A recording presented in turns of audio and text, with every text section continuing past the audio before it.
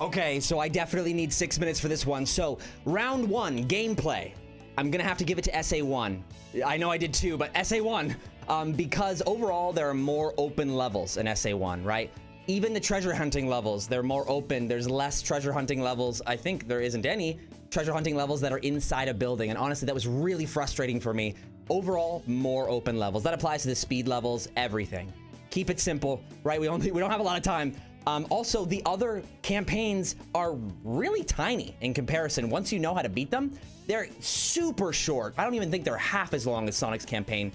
Honestly, they could have called them like extra episodes or something, and I feel like people would have enjoyed the game more that way. But when you know the game, it is way better to have that power to choose which story you want to choose, which gameplay style you want to play in the moment. That gives the gamer more power. And also, SA2 is more accessible, right? It literally shows you via the levels by, going downhill, showing you which way you need to go. However, I'm gonna give SA2 something that I'm sure you're expecting me to give it, the story mode point. So this is round two, so it's 1-1. SA2 gets the story mode point. Obviously, it's because of the upgraded animations, right? So we got the ability to move their faces way more. So you're gonna get more nuanced scenes and more nuanced narratives. They could just do more. You can see from SA1's animation, they were hitting the wall. It's almost like some Sega executive was like, you're making a cartoon series, man. Like, you don't need them to do that much. But Sonic Team was like, no, we do. And by SA2, they got what they needed to tell the stories they wanted to tell.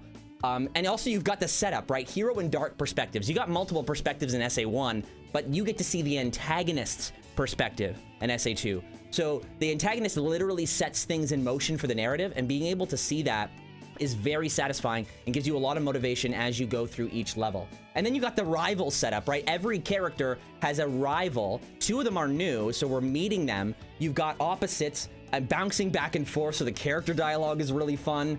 So obviously it wins in story. Now we're moving on to the next category, atmosphere. Atmosphere it's crunching a lot of categories together. It's like art style, soundtrack, marketing. And this is the thing where we got to level the playing field between these two games, right? One game was made before the other. So Sonic Adventure 2 devs had the hindsight of, they could literally build on top of SA1.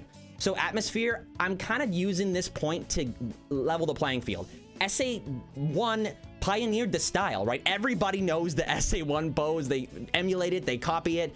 It's called the Sonic Adventure style, and it's the style that Sonic Adventure 2 continues to use. And also, technically, SA1's story blueprint is similar, right? You meet Chaos, who's that? Then he disappears, then you figure out the mystery of who's Shadow as well, who's Chaos. You go through, there's a dark, kind of really dark past that you figure out as you go through, and then you figure out everything comes to a head, and then you've got this like crazy dramatic climactic ending.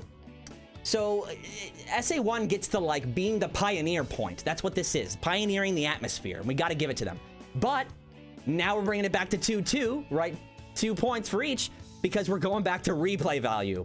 And SA2's got to win this one because it improved the Chao Garden, and the Chao Garden was a huge thing, and SA1 may have pioneered it, but everyone's playing SA2's Chao Garden, not only because it's better, but because there's multiplayer for the first time in a 3D Sonic game, so people are crazy about that. But the narrative encourages the competition as well, right? You've got all these rival characters, so it just makes sense. So it's really easy, because the story is fun, to sell it to other people and your friends to practice the stages, something that Sonic Battle was missing, right? It's really easy to recommend Sonic Adventure 2 to people because the story is super accessible to everybody. So it's got that replay value because it encourages you to go back to the stages and find the little animals, to use the Chao Garden, to upgrade your Chaos, to practice the levels, to beat your friends.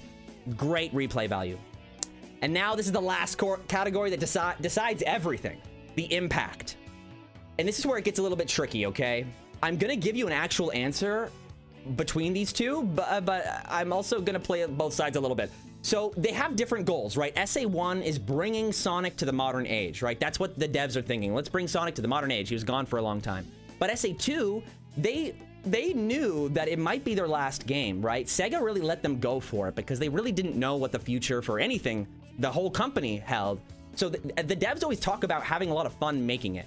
So it really ends up being, the context going into SA2 is, let's show the world everything Sonic can be, right? That's why the narrative really blows everything up, right? And it's almost like a movie because they're proving to everybody that Sonic can be more than what they expect it to be. Like those devs that didn't let them do a lot of animations in Sonic Adventure 1, maybe it's them going, see?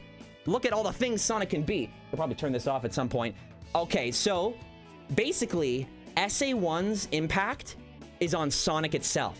SA2's impact is on the world. So if some dude is like pointing a gun to my head and I don't even know him and he's like, what's better, SA1 or SA2? I'm gonna be like, SA2, because it's more likely that he is gonna like that answer. It's more accessible, the story is accessible, the gameplay is accessible, but it's also really easy to share with friends, with the multiplayer, and then replay it over and over again. It's got a great loop. But SA1, everybody's talking about the movement of SA1, of all the characters, right? Whenever fans are gushing about SA1, it's about the movement. Whenever fans are gushing about SA2, it's mostly about the story and gameplay a little bit, but it's mostly those things. And so, basically, that's my thoughts. I'm taking a break tomorrow. Peace.